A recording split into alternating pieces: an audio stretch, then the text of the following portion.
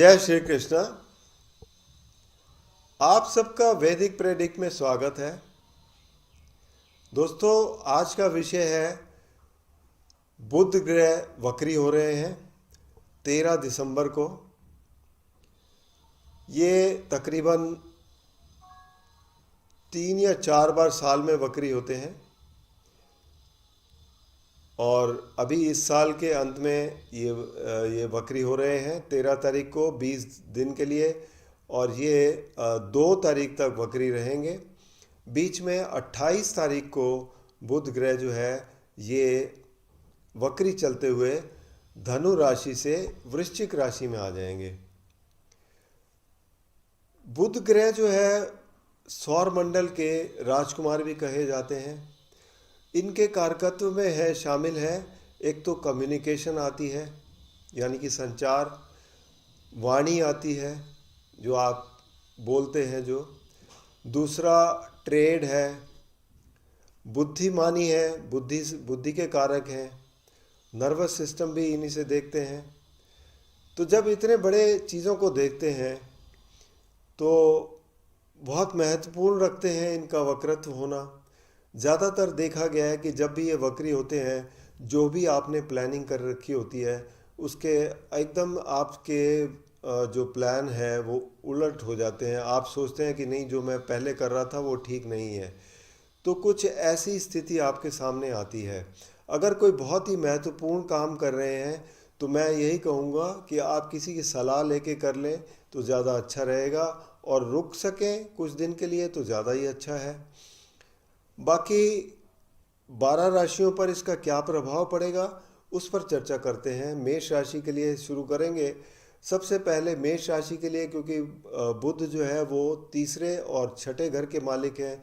तीसरा घर संबंध रखता है आपकी कम्युनिकेशन से, शॉर्ट ट्रैवल से, छोटे भाई बहनों से, और छठा घर संबंध रखता है रोग रिपू ऋण से, और आपके जो बुआ हैं, मामा मामी हैं, उन सब से। तो इन सब के साथ आपके जो रिलेशनशिप है वो फ़र्क आ सकता है, आपकी कम्युनिकेशन में फ़र्क आ सकता है। जिनसे आप कुछ कन्वे करना चाहते हैं उसमें आपको जो आप कहना चाहते हैं वो प्रॉपर पहुंच नहीं पाएगा। इसलिए ऐसी चीज़ों को एक बार फोकस करके चलेंगे तो ज़्यादा अच्छा रहेगा। वृषभ राशि वालों के लिए, क्योंकि बुध जो है दूसरे और 5वें घर के मालिक हो जाते हैं, एक बहुत अच्छे ग्रह हो जाते हैं, क्योंकि वृषभ राशि वालों के लिए मित्र भी हैं, तो धन भाव के भी मालिक हैं।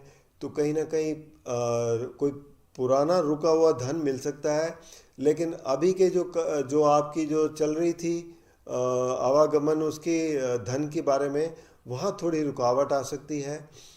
दूसरा, आपकी जो वाणी है उसमें फ़र्क आ सकता है। जो आप बोलना चाहते हैं, जो लोगों को कन्वे करना चाहते हैं, उसमें फ़र्क आ सकता है।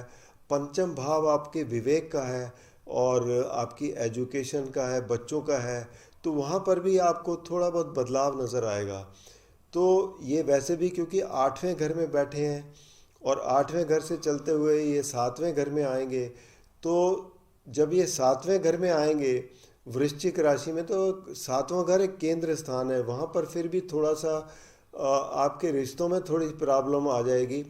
और 8वें घर में जब बैठे हैं तो कम्युनिकेशन में ज़्यादा प्रॉब्लम करेंगे। तो ये असर आएंगे वृषभ राशि वालों के लिए। मिथुन राशि के तो स्वामी ही हैं ये, और मिथुन राशि के और चौथे घर के स्वामी हैं कन्या राशि जो पड़ती है चौथे घर के। तो हर एक काम में आपको कोई ना कोई प्रॉब्लम आएगी, अचानक से कोई रुकावटें आ सकती हैं, कम्युनिकेशन में दिक्कत आएगी। दूसरा, आप प्रॉपर्टी के मामलों में या कोई वाहन वगैरह के मामलों में अगर कोई आप बात करते हैं तो उसमें बात बनती नज़र नहीं आएगी। ये सब प्रॉब्लम दिखाई देंगी आपको। तो इसके लिए, क्योंकि बुध बैठे हुए हैं इनके लिए सप्तम भाव में, और सप्तम भाव से चलते हुए 28 तारीख को छठे घर में चले जाएंगे। सप्तम भाव में बैठे हैं तो यहाँ पर रिश्तों में भी थोड़ी बहुत प्रॉब्लम क्रिएट करेंगे। तो आपको थोड़ा संभल कर चलने की ज़रूरत है, इन चीज़ों को देखने की ज़रूरत है। एक्चुअली पीरियड बहुत लंबा नहीं होता, इसलिए आपके लिए यही सलाह है कि आप जो भी कार्य करें किसी की सलाह लेके करें। अब कर्क राशि के लिए देखें तो कर्क राशि के लिए बुध जो है वो तीसरे और द्वादश भाव के स्वामी हैं और बैठेंगे छठे घर में। तो यहाँ पर भी छठा घर जो है बुध के लिए वैसे तो स्वाभाविक कालपुरुष कुंडली का घर है इनका बुध का, लेकिन फिर भी क्योंकि वक्री हैं तो वक्री होने के कारण कोई ना कोई वाद विवाद में फंस सकते हैं। कोई जो भी कोई ऋण का मामला चल रहा होगा तो उसमें कहीं ना कहीं कोई रुकावटें आ सकती हैं। तो इन चीज़ों का असर पड़ेगा आपके ऊपर। आपकी नौकरी में भी है, आप जो कन्वे करना चाहते हैं या बॉसेस के साथ जो कम्युनिकेशन करते हैं उसमें दिक्कत हो सकती है। इन बातों का ख्याल रख के चलें। बाकी अंत में आपको उपाय ज़रूर बताऊंगा मैं। इसके बाद सिंह राशि वालों की बात करें तो सिंह राशि वालों के लिए ये आय भाव के स्वामी हैं और धन भाव के स्वामी हैं। तो धन के मामलों में आपको कुछ ना कुछ प्रॉब्लम आ सकती है। हालांकि ऐसी बात नहीं है, कहीं ना कहीं बहुत अच्छी स्थिति भी हो सकती है क्योंकि बुध यहाँ बैठे हुए हैं पंचम भाव में। पंचम भाव वैसे भी एक अच्छा भाव है, धन भी देता है और बुध यहाँ पे खासकर अच्छे ही हैं। उसके बाद ये चौथे घर में आएंगे, केंद्र स्थान है, वहाँ पर भी इनकी स्थिति हालांकि राशि स्वामी के साथ मित्रता नहीं है, लेकिन फिर भी ओवरऑल देखा जाए तो सबसे अच्छे सिंह राशि वालों के लिए रहेंगे जो धन की वृद्धि करेंगे और आपको यहाँ पर लाभ देंगे। लेकिन फिर भी आपको कम्युनिकेशन का ज़रूर ध्यान रखना चाहिए। कन्या राशि की बात करें, कन्या राशि वालों के लिए बुध ग्रह जो है चौथे घर में बैठे हैं और चौथे घर से बैठ के ये उल्टे चलते हुए वृश्चिक राशि में आएंगे। तो चौथे घर में देखा जाए तो प्रॉपर्टी के मामले देखे जाते हैं और वाहन का मामला देखा जाता है, माँ की सेहत वगैरह देखी जाती है। बुध ग्रह यहाँ वैसे तो अच्छे गिने जाते हैं, लेकिन वक्री होने की वजह से कोई ना कोई परेशानी क्रिएट हो सकती है, कहीं ना कहीं कुछ रुकावटें आ सकती हैं आपके जो भी डीलिंग करते हैं। तो लेकिन ऐसी आपको कोई बहुत ज़्यादा परेशानी तो नहीं सामना करना पड़ेगा। लेकिन हाँ, इतना ज़रूर है कि अपनी वाणी पर ध्यान दें, जो कम्युनिकेट कर रहे हैं उस पर ध्यान दें और ताकि आपके जो फैसले हों वो सही दिशा में हों। इसके बाद तुला राशि की बात करें तो तुला राशि के लिए ये हो जाते हैं नवम और द्वादश भाव के स्वामी। अब नवम भाग्य स्थान है, द्वादश भाव खर्चों का स्थान है। तो भाग्य स्थान के मालिक होते हुए तीसरे घर में बैठेंगे, तीसरे घर से ये भाग्य स्थान को भी देखेंगे। ओवरऑल स्थिति आपके लिए भी खराब नहीं है, अच्छी है। बस आपको सिर्फ अपने कम्युनिकेशन पर ध्यान देना है। खर्चे थोड़ा बढ़ सकते हैं, उस पर आपको ध्यान देना है। इसके अलावा वृश्चिक राशि की बात करें तो वृश्चिक राशि के लिए बुध ग्रह उतने अच्छे नहीं गिने जाते और ये धन भाव में बैठे हैं तो धन का नुकसान हो सकता है। और यहाँ पर आपको अपनी वाणी पर भी, जो बोलते हैं उस पर भी थोड़ा ध्यान दें कि आप जो बोल रहे हैं वो सही है, जो कम्युनिकेट कर रहे हैं वो सही है कि नहीं है, क्योंकि आठवें घर के स्वामी हैं और एकादश भाव के स्वामी हैं। तो इसमें जब भी वक्री ग्रह होते हैं तो एक सडननेस का भी एक इनके देखा गया है कि कोई भी परिणाम एक अचानक से देते हैं।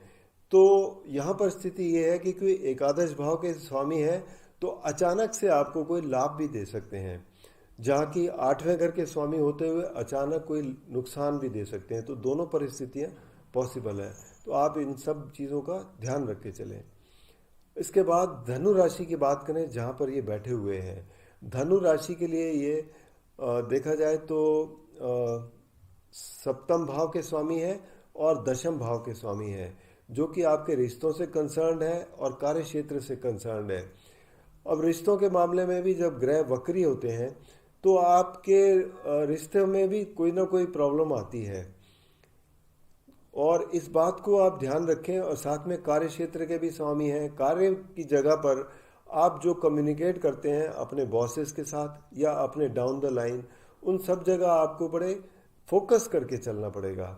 आपको वैसे कोई बहुत घबराने वाली बात नहीं है, सिर्फ ये कि कहने का मतलब ये आप हर चीज़ को फोकस करके चलें तो आपके लिए ज़्यादा अच्छा रहेगा। स्थिति नुकसान की नहीं बनेगी। ऐसे ही मकर राशि की बात करो तो मकर राशि के लिए बुध ग्रह जो है वो आपके छठे घर के स्वामी हैं और भाग्य स्थान के मालिक हैं।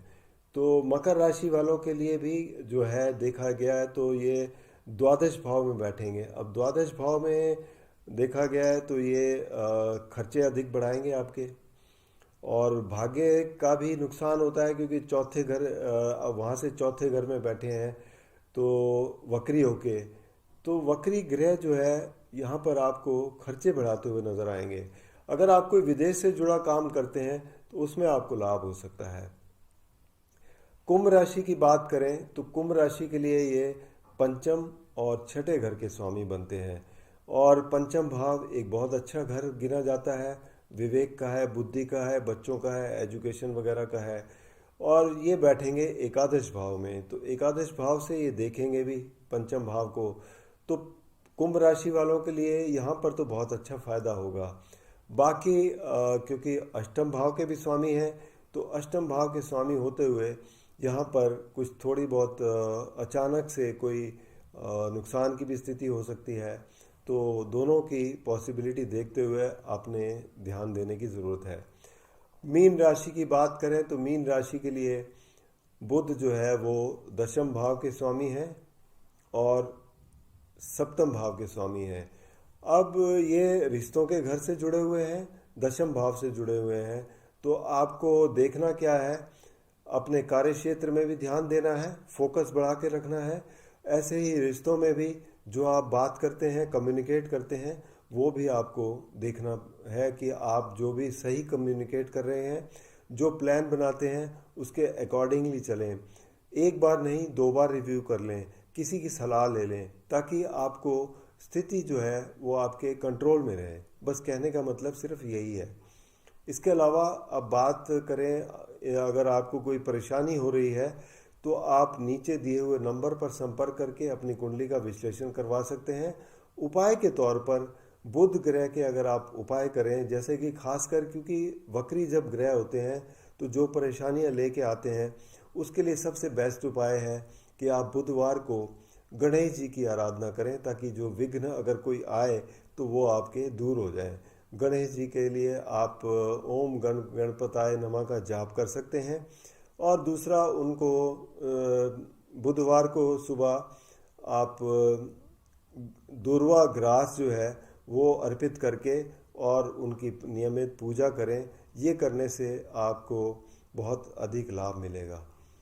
बाकी आपसे अंत में रिक्वेस्ट है कि अगर आपने चैनल को सब्सक्राइब नहीं किया तो कृपया सब्सक्राइब करके बेल आइकन ज़रूर दबा दें, ताकि आने वाली वीडियो की नोटिफिकेशन मिल जाए। और अगर आपको वीडियो पसंद आए तो इसे लाइक करें, शेयर करें, ताकि दूसरे भी इसका लाभ उठा सकें। धन्यवाद।